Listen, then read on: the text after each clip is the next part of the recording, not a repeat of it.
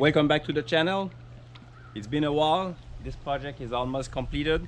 I'm left with a few fence here and there to complete, and that will be it for this year. Now I have to move to the next project. We're beginning first half of October. It's very late to complete that project, but I'm going to attempt it anyways. So it's the installation of the outdoor wood boiler, which comes also with a wood shed, because here with so much snow we have to cover the wood or it's going to be a pain somewhere. So the project I just began, and sorry about the winds at this time of the year. We have to live with that. It's building a 20 by 30 wood shed here. It's going to be a pole barn, let's say, so without sides actually.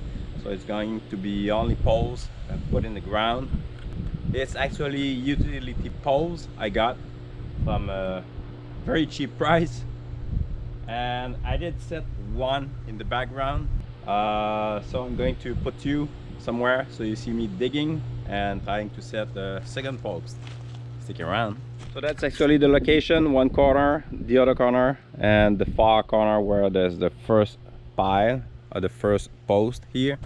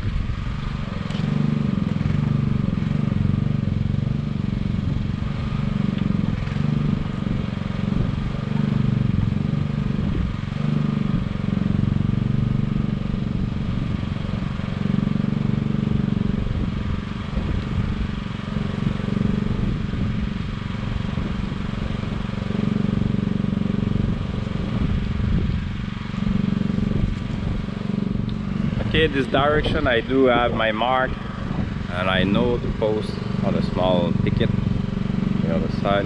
I'm pretty much in line like so, but not on the other side.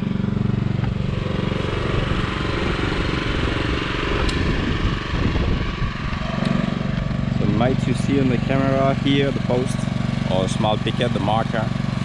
I'm maybe 6 inches off this side.